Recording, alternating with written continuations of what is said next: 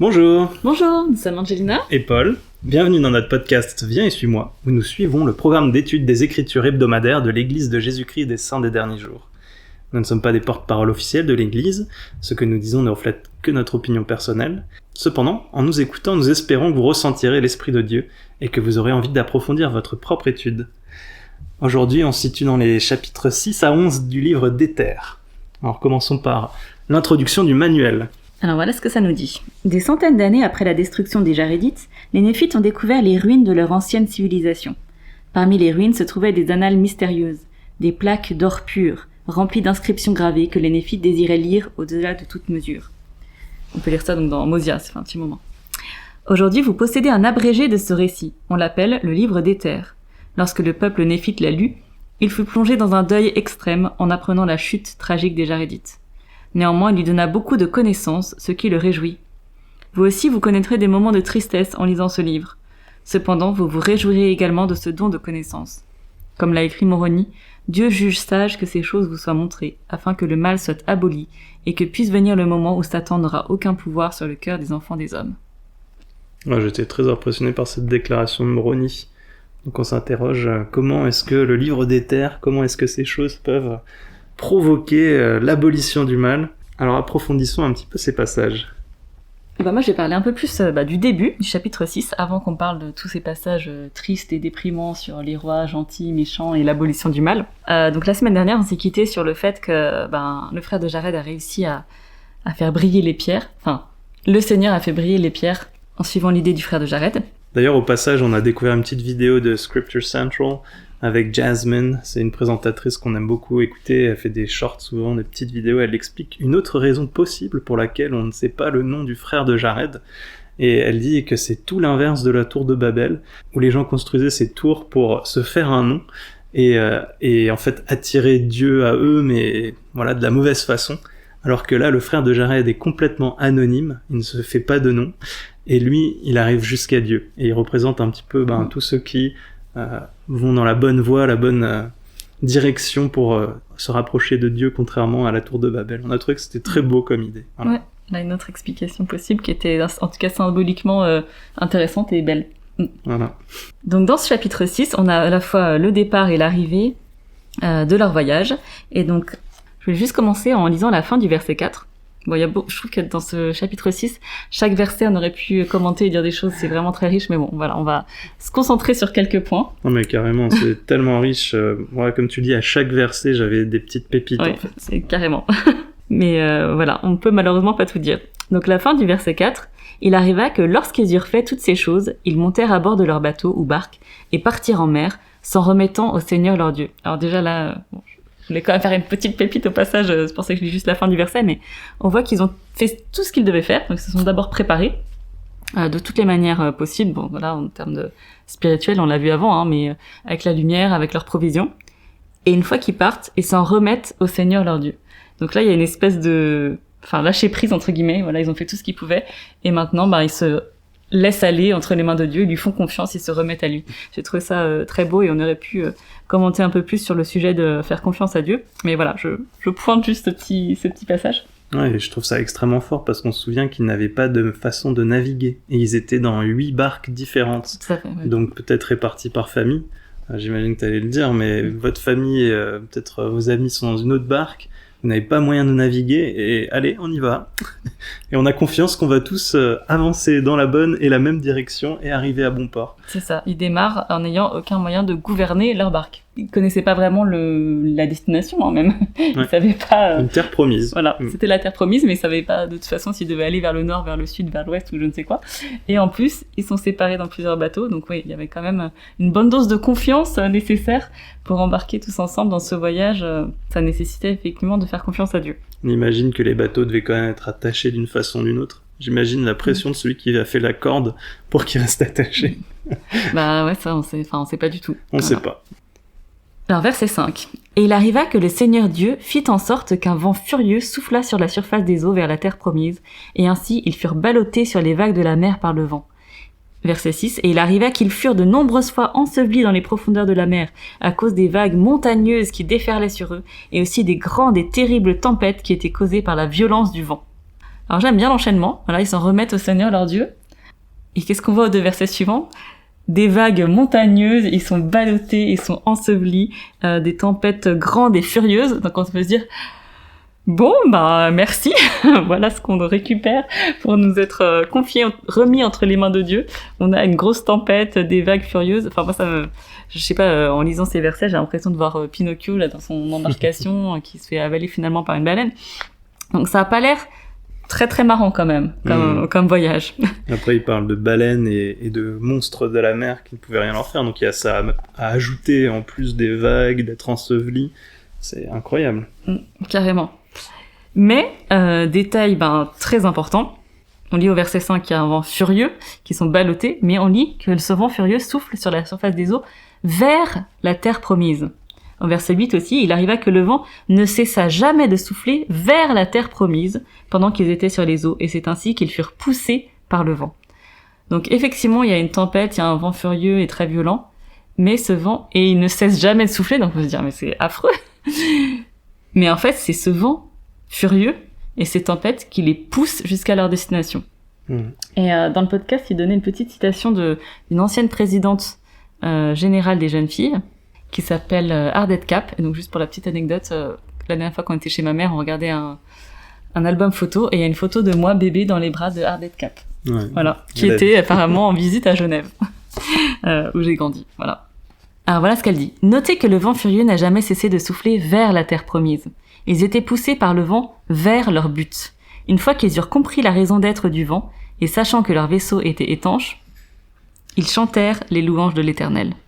Donc là, c'est un commentaire de John dans le podcast Follow Him qui dit « C'est ce que vous avez dit, j'aime cette idée. C'est effrayant ce vent furieux, mais il nous emmène là où nous devons aller, et nous devons faire confiance à Dieu pour nous emmener là où nous devons aller. » Donc parfois, on peut traverser des moments effrayants, on traverse les tempêtes de la vie, et on peut ne pas savoir qu'en fait, ce sont ces tempêtes qui vont nous amener là où nous devons être. Et au moment où on est dans la tempête, on ne s'en rend pas forcément compte, mais parfois, on peut regarder un peu en arrière et se rendre compte que cette chose qui m'est arrivée, cette tribulation, ce moment très difficile, finalement, c'est ça qui m'a amené là où je suis maintenant.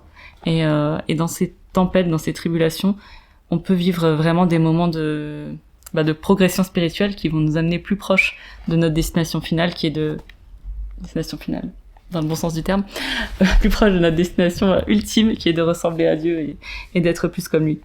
Et on voit, là, elle en parlait déjà un petit peu dans la citation que je viens de lire, mais leur réaction face à ça, verset 9, ils chantèrent des louanges au Seigneur. Donc, ils se remettent à Dieu, ils subissent des tempêtes, des vagues montagneuses, un vent violent qui n'arrête pas de souffler. Alors, est-ce qu'ils l'ont compris? Du coup, eux, ils étaient très matures spirituellement, ils ont compris que c'est ce vent qui les emmenait à leur destination, mais en tous les cas, ils chantèrent des louanges au Seigneur, oui. Le frère de Jared chantait des louanges au Seigneur, il remerciait et louait le Seigneur tout le jour. Et lorsque la nuit arrivait, il ne cessait de louer le Seigneur. En fait, je me suis interrogé sur ça, parce qu'au début, il chantait, et après, il parle plus spécifiquement du frère de Jared. Et je me suis demandé comment il pouvait avoir une telle confiance et une telle foi au Seigneur. Bien sûr, c'est l'expérience qu'il a eue juste avant. Et dans cette expérience, on apprend que rien n'était dissimulé au frère de Jared. Probablement que lui, il avait déjà vu la suite des temps, leur arrivée sur la terre promise, tout comme Néphi avait vu la suite des temps, etc. Donc il savait très bien où il allait. Oui. Et donc je pense que du coup, ça peut aider à avoir cette attitude de louange. Oh Seigneur, tu as tout fait pour nous, tu nous as préparé et on va le traverser cet abîme en fait. Il avait la vision. Carrément. Donc, comment est-ce que nous, on peut avoir la vision ? Je pense qu'on peut se plonger dans les Écritures, on peut faire confiance aux prophètes qui nous parlent de ces relations d'alliance. Ici, il y a aussi un point très important, le bateau était étanche comme un plat. Imaginez s'il y avait une seule petite fuite dans leur bateau, quand ils étaient ensevelis, c'était fini. Comment notre relation avec le Seigneur peut avoir cette étanchéité complète face aux adversités de la vie ? C'est ça la vraie question, une relation d'alliance profonde, forte. Et vraiment, moi je vois que dans ce passage, comme tu le décris un petit peu, on a en fait un enseignement sur tout le plan de salut et sur toute notre vie, quoi. Et j'aime beaucoup parce qu'au verset 3, il dit « C'est ainsi que le Seigneur fit briller des pierres dans les ténèbres pour donner de la lumière à des hommes, à des femmes et à des enfants. » Et bien sûr, on pense aux familles de Jared et du frère de Jared, mais en fait, ici, il parle du plan de salut. Aussi, que le Seigneur fait briller pour nous, à travers les ténèbres de la vie, pour les hommes, les femmes et les enfants, pour tout le monde, pour pouvoir traverser des grandes eaux dans les ténèbres. Mais vraiment, il y a des images très très fortes ici. Si on médite là-dessus, ça peut nous donner du courage pour traverser les tempêtes de la vie. Il y avait une citation que j'avais trouvée en me préparant là pour aujourd'hui et que j'avais enlevée parce que je me dis que que je la dirais pas, mais ça fait bien le lien avec ce que tu viens de dire sur cette relation étanche ou vraiment ferme avec le Seigneur. C'est dans un discours de Gerrit Gang qu'il a donné à la conférence générale d'avril 2024 et qui s'intitule « Tout concourra à votre bien ». Et il disait « Ce monde changeant semble souvent secoué par la tempête, incertain, parfois chanceux et trop souvent malheureux. Cependant, dans ce monde de tribulation, nous savons que toute chose concourt au bien de ceux qui aiment Dieu. En effet, si vous marchez en droiture et vous souvenez de vos alliances, tout concourra à votre bien. » Et en fait, finalement, c'est ce que tu es en train de dire, c'est que le frère de Jared, il avait dépassé la foi, il avait la connaissance parce qu'il avait tout vu et qu'il avait reçu cette vision remarquable où il a vu le Sauveur. Et il avait conscience de cette relation d'alliance et il avait la vision que Dieu ne les abandonnerait pas et qu'en fait, tout concourait à leur bien. Et c'est ça qui fait que là, il avait pas peur, quoi. Exactement. Et j'aime aussi, pendant que tu parlais, je pensais même à cette idée, aucun monstre de la mer ne pouvait les briser. Et je me dis, bon, c'est une image forte, parce qu'après, il peint des baleines. Voilà, moi qui aime bien la mythologie, les histoires fantastiques des monstres de la mer, on peut imaginer d'autres choses. Mais là, je me dis, si on le transpose à notre vie, aucun monstre, dans notre expérience mortelle, ne pourra nous briser. Ça peut être toutes sortes de monstres, que ce soit des choses spirituelles, émotionnelles, mais même des personnes monstrueuses qui voudraient essayer de nous détruire. Personne ne pourra nous briser. C'est la promesse du Seigneur. Si on se lie à lui, avec cette étanchéité, avec ce lien parfait de l'alliance. Et quand on regarde les promesses des prophètes, ils le disent. Si vous faites alliance, si vous vous liez à lui, vous n'avez pas à avoir peur. Vous n'avez pas à craindre. Il y a vraiment des choses très très fortes ici. Là, il nous parle de se souvenir de nos alliances. On avait souvent parlé dans l'île de Mormon, on a souvent cette notion de souvenez-vous des grandes choses qui ont été faites pour nos pères. Et là, on peut dire que le frère de Jared, il pouvait se souvenir, en l'occurrence, il avait de la chance, il pouvait se souvenir du futur, parce qu'il avait eu cette vision. Mais en tout cas, il pouvait se souvenir que Dieu lui avait montré que tout irait bien et qu'ils arriveraient à la terre promise. Alors, notre bébé nous a rejoints. Peut-être que vous l'entendrez pour la suite de l'épisode. Voilà. Il était à la sieste, mais il est réveillé.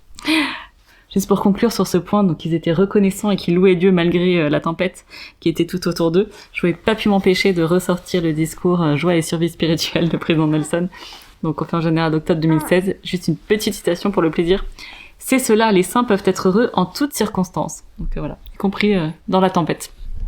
Nous pouvons éprouver de la joie même quand nous passons une mauvaise journée, une mauvaise semaine ou même une mauvaise année. Et là, ça m'a fait penser aux Jarédites, parce qu'on nous dit quand même qu'ils furent poussés pendant 344 jours sur l'eau. Donc c'était quand même un long voyage en plus. C'est clair. Mes chers frères et sœurs, la joie que nous ressentons dépend peu de notre situation, mais entièrement de l'orientation de notre vie. Lorsqu'elle est centrée sur le plan du salut de Dieu et sur Jésus-Christ, que le président Monson vient de nous enseigner, et sur son évangile, nous pouvons connaître la joie, quoi qu'il arrive ou n'arrive pas dans notre vie. La joie vient de lui et grâce à lui. Il est la source de toute joie. Et si je peux ajouter sur la joie, la semaine dernière, j'ai pu entendre frère Suarez qui parlait aux missionnaires des missions de Paris et de Lyon. Et en fait, il a parlé pendant 30 minutes de la joie. C'était juste incroyable. Et il a parlé de plusieurs points. Et l'un des points, c'est on peut choisir d'avoir de la joie. Et on en a besoin, en fait. Il parlait du fait que quelqu'un qui est joyeux, il a toujours de la motivation pour l'œuvre. Et ça rejoint l'enseignement de frère Kieran de la dernière conférence, l'Église de la joie, où il dit que on devrait être les plus heureux, les plus joyeux, et on devrait le montrer, et ça demandera de l'exercice pour certains. Donc oui, c'est pas toujours évident, c'est pas toujours évident de ressentir cette joie, mais on peut s'exercer et choisir de la ressentir et de l'exprimer si on se concentre sur Jésus-Christ. Donc c'est un exercice à faire, et je pense vraiment que c'est clé pour ces derniers jours, où l'opposition s'accentue, où il y a vraiment des choses terribles qui vont arriver. Si on arrive à se concentrer sur Jésus, à exprimer cette joie, on brillera dans les ténèbres, et le Christ nous magnifiera, et les gens viendront au Christ, en fait, grâce à nous. C'est vraiment, je pense que c'est un commandement pour nous, c'est vraiment ce que les prophètes nous enseignent aujourd'hui. Donc merci, Angina. Merci beaucoup. Et alors, je vais juste finir sur leur voyage, l'arrivée. Donc verset 12. « Ils abordèrent sur le rivage de la terre promise. Et lorsqu'ils eurent mis pied sur les rivages de la terre promise, ils se prosternèrent sur la surface du pays, et s'humilièrent devant le Seigneur, et versèrent des larmes de joie devant le Seigneur, à cause de l'immensité de ses tendres miséricordes envers eux. » Là aussi, on aurait pu commenter chaque petit bout de phrase, mais j'ai juste choisi de m'arrêter sur l'immensité de ses tendres miséricordes envers eux. Donc autant le discours joie et survie spirituelle est devenu un discours de référence, un classique culte chez nous, et chez beaucoup de gens. Un autre discours qui est vraiment un grand classique, c'est le discours d'Elder Bednar sur les tendres miséricordes du Seigneur. Et donc je suis allée relire un peu ce discours. Donc c'est un discours qu'Elder Bednar a donné à la conférence générale d'avril 2005. Ça remonte déjà, et qui s'intitule « Les tendres miséricordes du Seigneur ». Et donc je ne sais pas si vous vous rappelez de ça. C'est vrai que ça fait vieux, mais moi je me rappelle de ce discours, je me rappelle de l'appel d'Elder Bednar. Et en fait, ce discours, il l'a donné lors de sa 2e conférence générale en tant qu'apôtre. Et l'introduction de son discours, il explique que il a eu une expérience spirituelle à la conférence générale précédente, octobre 2004 du coup, où il venait juste d'être appelé apôtre dans l'église de Jésus-Christ des Saints des Derniers Jours. Et juste avant son discours, il y avait un chant d'intermède, et ce chant, je vous lis ce qu'il dit. La musique des différentes sessions de la conférence avait été décidée plusieurs semaines à l'avance, et évidemment longtemps avant mon nouvel appel à servir. Cependant, si l'on m'avait demandé de proposer un cantique d'intermède pour cette session-là de la conférence, un cantique qui aurait été à la fois édifiant et spirituellement apaisant pour moi et l'assemblée, avant mon premier discours dans ce centre de conférence, j'aurais choisi mon cantique préféré, Sauveur d'Israël. Les larmes sont montées aux yeux alors que je chantais debout avec vous cet émouvant cantique du rétablissement. Donc il explique en fait justement que c'est ce cantique-là qui a servi d'intermède juste avant son discours. Et il dit, vers la fin du cantique, ce verset du livre de Mormon m'est venu à l'esprit. Mais voici, moi, Néphi, je vais vous montrer que les tendres miséricordes du Seigneur sont sur tous ceux qu'il a choisis à cause de leur foi, pour les rendre puissants au point même d'avoir le pouvoir de délivrance. Et donc c'est dans 1 Néphi 1, verset 20. Donc il utilise cette même expression qui est utilisée là dans Éther 6, verset 12. Elder Bednar continue. Mon esprit a immédiatement été attiré par l'expression de Néphi, les tendres miséricordes du Seigneur, et j'ai su à ce moment précis que j'étais en train de ressentir cette tendre miséricorde. Mon sauveur aimant m'envoya un message très personnel et opportun de réconfort et d'assurance grâce à un cantique choisi des semaines auparavant. Certaines personnes peuvent considérer cette expérience comme une simple et heureuse coïncidence, mais je témoigne que les tendres miséricordes du Seigneur sont réelles et qu'elles ne se produisent pas fortuitement ou par simple coïncidence. Souvent, le moment que le Seigneur choisit pour accorder ses tendres miséricordes nous aide à la fois à les discerner et à les reconnaître. Et donc je trouve ça vraiment, je me rappelais pas du tout de cette introduction, de savoir que ce discours d'Elder Bednar, les tendres miséricordes du Seigneur, qui a un peu éclairé ce concept et démocratisé entre guillemets cette expression. Je pense vraiment que ça vient de là, de ce discours d'Elder Bednar, que c'est parti d'une révélation qu'il a reçue alors qu'il y a eu ce cantique juste avant son premier discours de conférence générale, et que c'est à ce moment-là qu'il a eu cette révélation sur cette notion de temps de miséricorde. Et alors je vais juste vous lire un autre petit passage du discours. Je pense que l'une des façons dont le Sauveur vient à chacun de nous, c'est par l'intermédiaire de ses nombreuses et tendres miséricordes. Quand vous et moi rencontrons des difficultés et des épreuves dans la vie, le don de la foi, ainsi qu'une légitime confiance en soi qui va au-delà de nos propres capacités, sont 2 exemples des temps de miséricorde du Seigneur. Donc le fait d'avoir confiance en nous-mêmes, le fait d'avoir la foi, le fait ici que Jared avait de la vision et qu'il était en train de chanter des louanges au Seigneur et être reconnaissant alors qu'ils étaient dans la tempête, ceux-ci peuvent être considérés comme des tendres miséricordes du Seigneur. Ça va un petit peu au-delà de la logique humaine, n'est-ce pas? Le repentir, le pardon des péchés et la paix de la conscience sont des exemples de tendres miséricordes du Seigneur. La ténacité et la force morale qui nous permettent d'aller de l'avant avec bonne humeur malgré les handicaps physiques et les difficultés spirituelles sont des exemples de tendres miséricordes du Seigneur. Un peu plus loin, il dit: les tendres miséricordes du Seigneur ne se produisent ni par hasard ni par simple coïncidence. La foi, l'obéissance et l'humilité attirent les tendres miséricordes dans notre vie. Et c'est souvent le moment choisi par le Seigneur qui nous permet de reconnaître et de chérir ces bénédictions importantes. Donc, important tips, on peut attirer les tendres miséricordes du Seigneur dans notre vie par la foi, l'obéissance et l'humilité. Et je vais finir avec ce passage. Nous ne devons pas sous-estimer ou négliger le pouvoir des tendres miséricordes du Seigneur. La simplicité, la bonté et la constance des tendres miséricordes du Seigneur contribueront beaucoup à nous fortifier et à nous protéger dans les temps troublés que nous avons maintenant et que nous aurons encore à vivre. Je pense que ça ferait une bonne transition avec ce dont tu vas nous parler juste après. Lorsque les mots ne peuvent fournir la consolation dont nous avons besoin, ni exprimer la joie que nous ressentons. Quand il est vain d'essayer d'expliquer ce qui est inexplicable, lorsque la logique et la raison ne peuvent donner une compréhension adéquate des injustices et des inégalités de la vie, quand l'expérience et l'évaluation des mortels sont insuffisantes pour produire un résultat espéré, et lorsqu'il semble que peut-être nous sommes si totalement seuls, en vérité nous sommes bénis par les tendres miséricordes du Seigneur et rendus puissants au point même d'avoir le pouvoir de délivrance. Dans ce discours, hein, il donne plusieurs exemples de temps de miséricorde, et à un moment, il parle d'un président de Dieu qui a fait un rêve.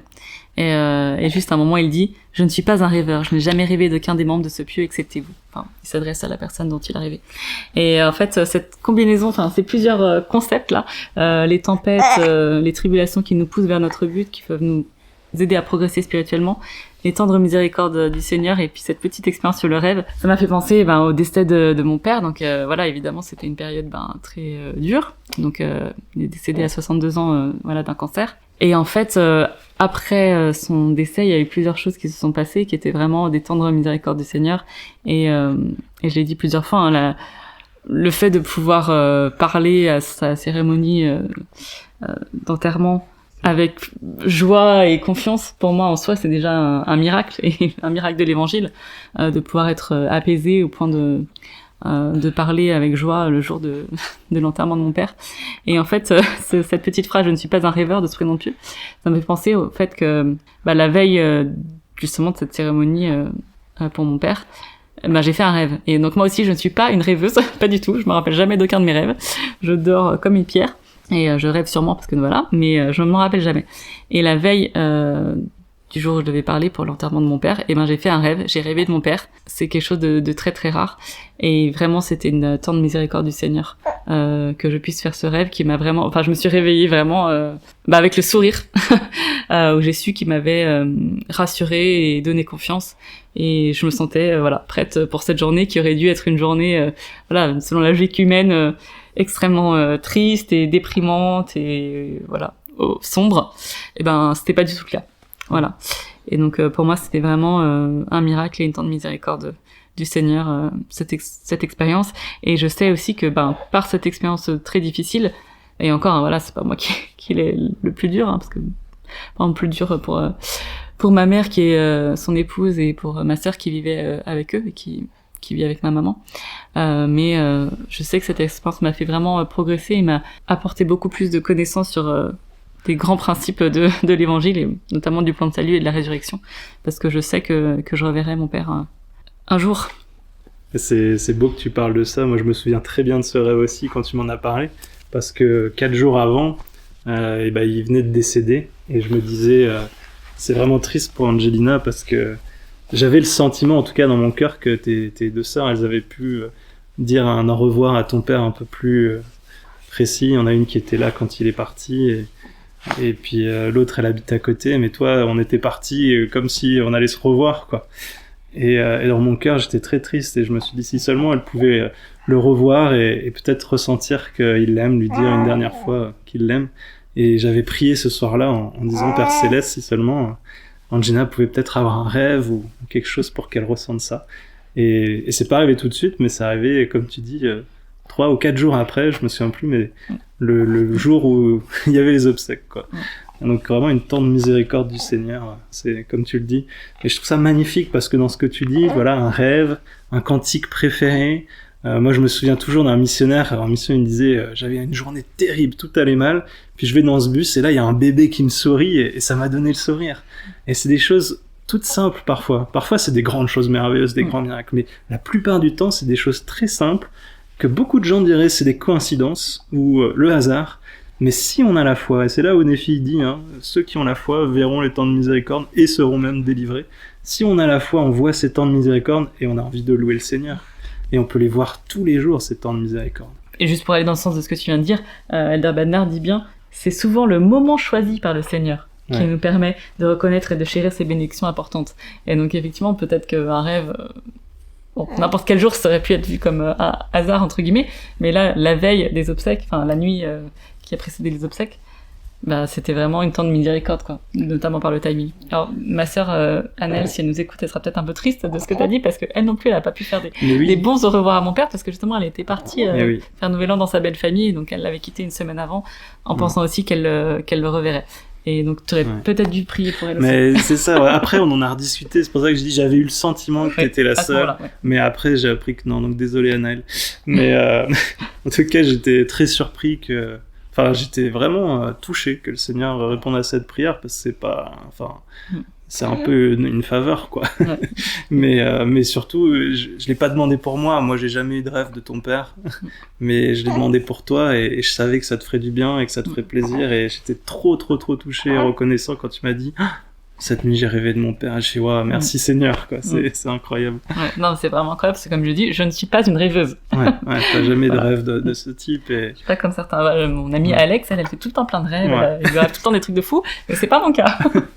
Et je me souviens de ce rêve, alors t'en as pas parlé, mais dedans c'était génial, parce que c'était c'était vraiment ton père, quoi, parce qu'il faisait une blague, et puis à la fin, il t'a fait un signe pour te montrer qu'il t'aime, et c'est... Petit cœur coréen. Un petit cœur coréen, voilà, pour ceux qui connaissent. Et c'était magnifique, parce qu'on retrouvait même sa personnalité dedans, quoi. C'était pas juste, je le vois, il bouge pas, c'était très personnel, et bref, c'était incroyable. Non, c'était vraiment un rêve spécial. Bon, et si on passait un petit peu aux combinaisons secrètes? Sans transition. Alors on se rend compte que le chapitre 6 nous montre ce voyage, et puis à la fin du chapitre 6, on apprend que, donc après qu'ils sont arrivés sur la terre promise, on voit cette histoire de Jared et son frère qui vont bientôt mourir, qui dénombrent leur peuple, très intéressant, et qui leur disent « Qu'est-ce que vous attendez de nous ?» Et là, ça me surprend un peu, parce que je me suis dit, Léhi, quand il voyait qu'il allait mourir, il les a tous bénis. Et là, au lieu de les bénir, peut-être qu'ils s'attendaient, ils espéraient peut-être. On aimerait bien que vous nous bénissiez. Non, à la place, ils veulent un roi. Quelle déception, j'imagine. Et c'est là aussi où le frère de Jared, qui savait toute chose, il avait vu l'avenir, il dit ça va les conduire à la captivité, c'est inévitable, c'est bien le cas. Et Oria, l'un des fils du frère de Jared, devient le premier roi. J'ai trouvé que c'était... Franchement, on est en tension permanente là dans ces chapitres, parce qu'à chaque fois on dit attends, lui il est gentil ou méchant? Ouais, exactement. À chaque fois, ah non, ok, lui il est gentil. Et ça résume. C'était vraiment éprouvant de lire ces chapitres. C'est éprouvant, exactement. Et ça résume bien, parce que entre le chapitre 7 et 11, on a 30 générations, quoi. Il y a Oria jusqu'à Éther. Et donc en 4 chapitres, on a l'histoire de 33 qui sont, 28 rois peut-être, qui sont racontés, avec toutes les traîtrises qui vont avec des bons, des mauvais. Alors il y a un petit truc aussi dans le podcast Follow Him où ils disent, à un moment, en fait, la trêve et la justice a duré 200 ans. Et on se dit, nous qui voyons ça en 2 versets, on se dit, on les juge facilement, mais en fait, 200 ans, c'est le temps du rétablissement jusqu'à aujourd'hui. Tout ce temps de paix, imaginez le nombre de guerres que nous, on a eu pendant ce temps-là. Donc on est parfois prompt à les juger, mais en fait, Moroni, ici, voulait donner une leçon générale, notamment sur les combinaisons secrètes. Et justement, lisons un petit peu... une des sources, parce que ça arrive plusieurs fois, mais la première fois que ça arrive, c'est de nouveau avec un Jared, donc pas le Jared qu'on connaît, mais un petit enfant, et sa fille, donc ce Jared était extrêmement triste. Au verset 7 du chapitre 8, Jared devint extrêmement triste à cause de la perte du royaume, car il avait mis son cœur dans le royaume et dans la gloire du monde. Et là, on a la fille de Jared, d'ailleurs on ne sait pas son nom, c'est jamais mentionné. Et en fait, c'est assez ambivalent, je trouve, quand je le relis ce passage, parce qu'on apprend que la fille de Jared, qui était extrêmement experte, on ne sait pas en quoi, ça peut être une bonne chose, voyant la tristesse de son père, on se dit « Ah, c'est une bonne chose aussi, elle est perspicace, peut-être qu'elle veut l'aider. » Et ensuite, au verset 9, elle va voir son père et lui dit « N'as-tu pas lu les annales que nos pères ont apportées à travers le grand abîme ?» Et je me dis « Mais c'est super, peut-être qu'elle lit même les Écritures. » Et là, elle finit avec « Et il y a un récit concernant ceux d'autrefois, leur plan secret pour obtenir des royaumes et une grande gloire. » On se dit, oh la déception. Non, mais il y a du suspense toujours comme ça. Là, le fait, quand on a tous les fils de Jared qui veulent pas non plus être rois, sauf un, on se dit, alors lui, il est d'accord parce qu'en fait, il a vite de pouvoir et que voilà. Et en fait, non, il est juste, il est gentil, et il les enseigne bien. Là, pareil, donc voilà, on se dit, finalement, ça démarre bien alors que ça sentait mauvais. Et là, pour la fille, pareil, on lit des choses et après, non, ça part complètement en live. Voilà, c'est terrible. Alors, il y a beaucoup de parallèles et de petites choses qu'on peut tirer. On voit qu'il y a cette histoire de danser pour l'autre, ça va lui donner le désir de se marier avec elle, mais en échange, il demande la tête de son ennemi. Ça va croire qu'ils ont lu la Bible avant l'heure, qu'ils ont copié l'histoire de Joseph Smith, voilà. De Jean-Baptiste, pardon. Ouais, donc c'est un deuxième témoin à l'histoire de Jean-Baptiste, et on peut se dire que c'est pas anodin et que c'est peut-être quelque chose qui arrive en fait assez couramment, que à cause de désir et de séduction, quelqu'un va aller assassiner quelqu'un d'autre. J'imagine que c'est un peu une routine dans le monde de la méchanceté, puisqu'elle ils en témoignent 2 fois les Écritures. On voit aussi très rapidement, mais ce qu'il advient ensuite, Jared est oint par la main de la méchanceté au chapitre 9, il ôte la vie de son beau-père, il met son fils dont il est jaloux en prison, il le fait mourir par famine, et finalement ils s'entretuent tous jusqu'à la destruction de presque tout le royaume, sauf 30 âmes qui s'enfuient pour rejoindre ceux qui étaient bons. Alors une autre chose intéressante, la miséricorde du Seigneur, c'est que Homère en fait avait été prévenu en songe, on parlait de rêve, de quitter le pays, et donc ça nous dit aussi que malgré la méchanceté et les abominations et les combinaisons secrètes, les justes, ils seront favorisés du Seigneur. Donc c'est quelques leçons qu'on peut tirer, on va les approfondir un petit peu. Et peut-être juste une chose que j'ai trouvée forte aussi dans le podcast Follow Him de cette semaine, ils définissent les combinaisons secrètes et ils disent c'est pas juste faire le mal en secret, c'est que le rôle de l'organisation elle-même est de détruire tout ce qui est bon, de renverser tout ce qui est bon. C'est le mal organisé, quoi. C'est la mafia. Exactement, voilà. Et on peut voir, donc Moroni s'attarde pas trop sur ça, mais il tire des leçons. Au chapitre 8, on peut voir à quoi aboutissent ces combinaisons secrètes. Et donc Moroni, au verset 20 du chapitre 8, dit « Je ne décris pas la forme de leurs serments et de leurs combinaisons, car il m'a été révélé qu'ils existent parmi tous les peuples, et ils existent parmi les Lamanites. » Et là, il donne l'aboutissement de ces combinaisons. Au verset 21, ils ont causé la destruction de ce peuple dont je parle, les Jarédites, maintenant, et aussi la destruction du peuple de Néphi. Donc on a quand même 2 témoins de peuples entiers qui ont été décimés à cause de cela. Et ensuite, il nous met en garde et il nous donne des invitations fortes et des avertissements. Je prends que certains passages, je lis pas tout, mais peut-être ce qui a le plus de sens et les invitations les plus claires pour nous. Au verset 22, « Et toute nation qui soutient de telles combinaisons secrètes pour obtenir du pouvoir et du gain, jusqu'à ce qu'elles se répandent dans la nation, voici, elle sera détruite. » Donc ça, c'est un avertissement. Au verset 23, « C'est pourquoi, ô gentils, Dieu juge sage que ces choses vous soient montrées, afin que vous puissiez ainsi vous repentir de vos péchés et ne pas permettre que ces combinaisons meurtrières prennent de l'ascendant sur vous. » Donc déjà, repentons-nous, évitons que ça prenne l'ascendant. Verset 24, « C'est pourquoi le Seigneur vous commande, lorsque vous verrez ces choses venir parmi vous, » donc il nous dit quand même que ça va arriver, « que vous preniez conscience de votre situation affreuse à cause de cette combinaison secrète qui sera parmi vous. » Et enfin, vient le verset 26, que je trouve incroyable et qu'on a lu dans l'introduction. « C'est pourquoi, moi, Moroni, j'ai pour commandement d'écrire ces choses, afin que le mal soit aboli, et que puisse venir le moment où Satan n'aura aucun pouvoir sur le cœur des enfants des hommes, mais qu'il soit persuadé de faire continuellement le bien, afin de venir à la source de toute justice et être sauvé. » Je trouve ça incroyable quand même qu'il est en train de nous dire ces combinaisons, elles ont détruit les Jarédites, elles ont détruit les Néphites. Elles seront parmi vous. Mais il arrive quand même à prendre un ton d'espoir. Ouais. Peut-être que vous pourrez l'éviter. Alors que, voilà, à sa place, je dis bon, et puis vous aussi, vous êtes foutus, ça va vous détruire aussi, quoi. Oui et non. En fait, voilà, c'est un peu, il arrive quand même à garder la foi, quoi. Enfin, tout à fait. À rester dans son rôle de prophète, de nous avertir et de nous encourager. Enfin, je trouve ça puissant quand même. Tout à fait. Et en fait, je me demande, je suis toujours étonné par justement cette confiance qu'ont les prophètes en l'avenir. Et en fait, même quand le président Monson disait votre avenir est aussi brillant que votre foi, je disais super, mais l'avenir en fait du monde est horrible. Alors comment mon avenir peut être brillant même si je crois? Et le président Nelson, dans son dernier discours, le Seigneur Jésus-Christ reviendra, il dit, il a éclairci ce point pour moi. Il dit à 3 reprises, le meilleur est encore à venir. Et la première fois, il dit car le Christ reviendra. Et en fait, c'est ça, c'est qu'il connaît la fin, il sait que le Christ reviendra, et donc voilà, le mal sera aboli. Donc en fait, même si ces combinaisons secrètes vont peut-être détruire des nations, le Christ reviendra et le mal sera aboli. Et ça, c'est la fin. Et une fois de plus, comme le frère de Jared, Moroni, il le savait, il l'a vu, il a cette vision. Est-ce que nous aussi on l'a? C'est ça la question. Et justement, j'aimerais parler un petit peu de aujourd'hui et de ces combinaisons secrètes parce que certains prophètes, et même beaucoup, en ont parlé, en ont témoigné. Et dans le podcast, ils donnent quelques citations, donc je vais vous en lire une du président Benson de 88, octobre 88, dans un discours qui s'appelle « Je témoigne », où tout son discours commençait par des témoignages. Je témoigne que.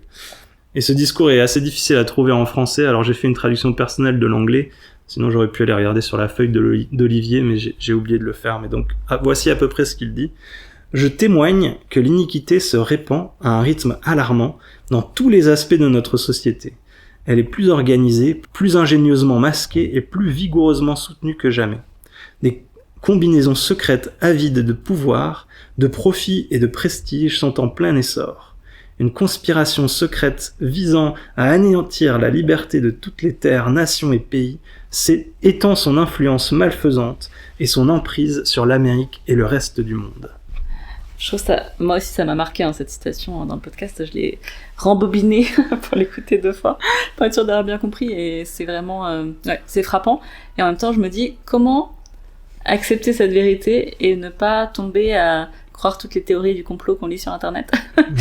C'est une petite réflexion que je lance là-dessus, mais voilà, en tout cas on sait que c'est une réalité, que le mal est plus organisé, plus ingénieux et plus vigoureusement soutenu que jamais. Donc voilà, on sait que le bien sera appelé mal, le mal sera appelé bien dans les derniers jours, et c'est ce qui se passe. Donc oui, il y a des combinaisons secrètes, c'est une réalité, et oui, il y a des personnes influencées par les forces du mal qui veulent anéantir la liberté des gens et obtenir plus d'argent et de pouvoir. Détruire le bien.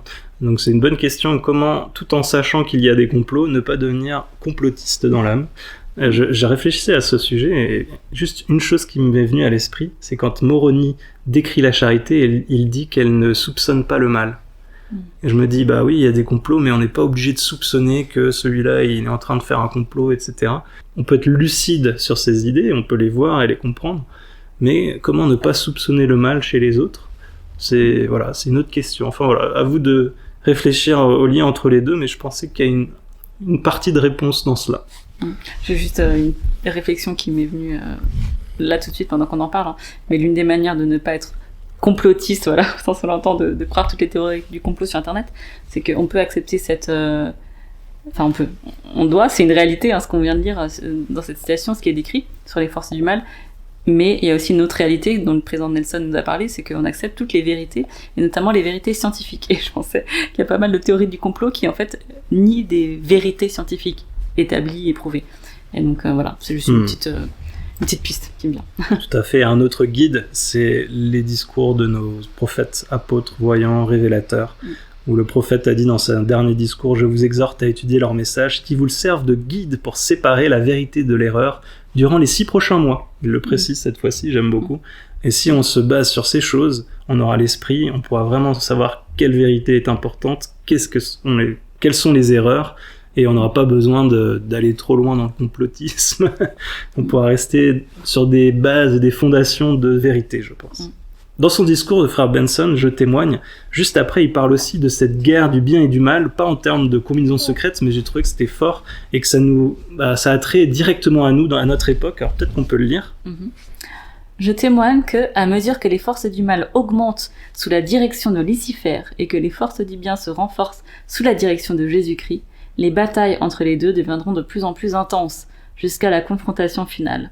À mesure que les enjeux se clarifient et deviennent plus évidents, toute l'humanité devra finalement s'aligner, soit avec le royaume de Dieu, soit avec le royaume du diable. Alors que ces conflits font rage, que ce soit en secret ou au grand jour, les justes seront mis à l'épreuve. La colère de Dieu secouera bientôt les nations de la terre et sera déversée sur les méchants sans mesure. Mais Dieu procurera force et moyen d'échapper aux justes. Et en fin de compte, la vérité triomphera. Et voilà, je trouve que c'était vraiment très clair comme citation, très importante. Tout à l'heure on disait d'être une lumière pour que les gens viennent au Christ, et ici il parle de moyen d'échapper, que Dieu nous procurera de la force. Et donc j'aimerais faire le lien avec un discours de frère Anderson, un de nos apôtres. En août 2015, il a dit un discours qui s'intitule « Un pouvoir spirituel compensatoire pour les justes ». Et il l'a donné à BYU, donc il n'existe qu'en anglais pour l'instant. Donc voici 3 petits passages que j'ai traduits et qui sont vraiment inspirants, je trouve. Et il dit « Au fur et à mesure que le mal s'intensifie dans le monde, une puissance spirituelle compensatoire est octroyée aux justes. Alors que le monde dérive de ses fondements spirituels, le Seigneur trace une voie pour ceux qui le recherchent, leur offrant une plus grande assurance, une confirmation plus profonde et une confiance accrue dans leur progression spirituelle. Le don du Saint-Esprit devient une lumière plus brillante dans le crépuscule qui s'installe. » Et ça c'est beau parce que ça rejoint ce que le prophète a dit. Lui il a dit sous forme d'avertissement qu'on ne survivra pas spirituellement sans l'influence réconfortante, directrice et constante du Saint-Esprit. Et ici il nous dit le Saint-Esprit sera plus brillant dans cette obscurité. Et donc on aura un don accru de cette spiritualité qui vient du Saint-Esprit. Et du coup, dans son discours, il donne plusieurs moyens de recevoir ce pouvoir spirituel compensatoire, ou plutôt comment le Seigneur a permis qu'on le reçoive. Et j'ai trouvé que c'est intéressant parce qu'il parle notamment de la technologie, qui est une de ces façons. Tu veux bien lire ce passage ? Dans ce monde de technologie et de communication, malgré ses innombrables distractions, on trouve un autre exemple de bénédiction spirituelle compensatrice pour les justes. Les paroles du prophète du Seigneur, de la première présidence et des 12 apôtres, sont toujours disponibles pour nous éclairer et nous montrer le chemin. Leur voix unanime, si elle est suivie, nous aidera à résister aux voix séduisantes de ce monde. Ces hommes ne prétendent pas à la perfection, mais je témoigne que lorsque la première présidence et le collège des 12 s'approchent du Seigneur dans la prière, ils façonnent leurs réflexions, leur direction et leur révèlent sa volonté pour son peuple d'alliance et même pour le monde entier. C'est magnifique. Donc on voit que ce pouvoir spirituel compensatoire passe aussi par le fait que simplement on est plus proche des prophètes qu'avant. On n'a jamais été aussi proche des prophètes de toute l'histoire de l'humanité, notamment grâce à la technologie, ils sont dans notre poche en permanence. Et même pour nous, Français, on a de plus en plus de contenu abordable. Et peut-être pour terminer ces bénédictions compensatoires dont nous avons besoin face à l'augmentation des combinaisons secrètes et de l'iniquité, je vais lire un deuxième passage, et ce sera un peu notre conclusion peut-être. De nos jours, le Seigneur a promis que l'observance du sabbat nous aiderait à nous préserver plus complètement des souillures du monde. Voyez-vous la main du Seigneur dans le fait de nous donner des technologies qui tournent le cœur de nos enfants vers leurs ancêtres ? Vous voyez, il parle du sabbat, il parle de l'histoire familiale et du temple. Il continue. Voyez-vous pourquoi le Seigneur a considérablement accéléré la construction des temples sur la terre ? Ça aussi, c'est une autre façon de recevoir ce pouvoir compensatoire. Il continue. Voyez-vous les intentions du Seigneur en nous aidant à mieux sanctifier le jour du sabbat ? Ce sont des dons spirituels compensateurs venant des cieux pour les justes. Et il y en a beaucoup, beaucoup d'autres. En les reconnaissant et en les acceptant, nous développons une plus grande sensibilité spirituelle qui nous offre davantage d'assurance et de confiance. Le précieux don du Saint-Esprit devient un phare plus puissant et nous voyons plus clairement les choses invisibles. C'est magnifique, on reparle du Saint-Esprit, cette lumière qui devient plus grande encore, on voit les temps de miséricorde du Seigneur finalement. Et je vais finir, il dit « Cette puissance spirituelle supplémentaire ne nous est pas simplement donnée sans effort, elle vient lorsque nous agissons. Les Écritures nous disent que Noé trouva grâce aux yeux de l'Éternel, mais lui et sa famille ont tout de même dû construire et entrer dans l'arche. » Donc on repart sur l'idée d'aller dans l'arche, donc je trouve que ça fait une belle boucle dans notre épisode aussi. Donc on peut peut-être terminer là en témoignant que le Seigneur nous aime et il a un pouvoir spirituel compensatoire pour nous, pour notre époque, si nous agissons. Vraiment, il veut qu'on vienne à lui et peu importe tous les troubles de ce monde, ces vagues montagneuses qui vont nous tomber dessus, si on est lié à lui par l'alliance, si on suit les prophètes, si on écoute leurs paroles, on aura ce pouvoir spirituel compensatoire et on arrivera en terre promise, louant le Seigneur. Vraiment, c'est un peu un résumé de notre épisode, mais je sais que c'est vrai. Ouais, merci beaucoup pour ce bon récap. Donc on vous invite à bien étudier vos Écritures, vous voyez, même ces passages qui paraissent un peu compliqués, avec beaucoup de rois, de traîtrises, 4 chapitres qu'on saute souvent très vite, on peut apprendre des grandes leçons de ces choses, grâce à nos prophètes aussi qui les expliquent. Et donc on espère que vous avez passé une bonne semaine et on vous dit à la semaine prochaine. Au revoir.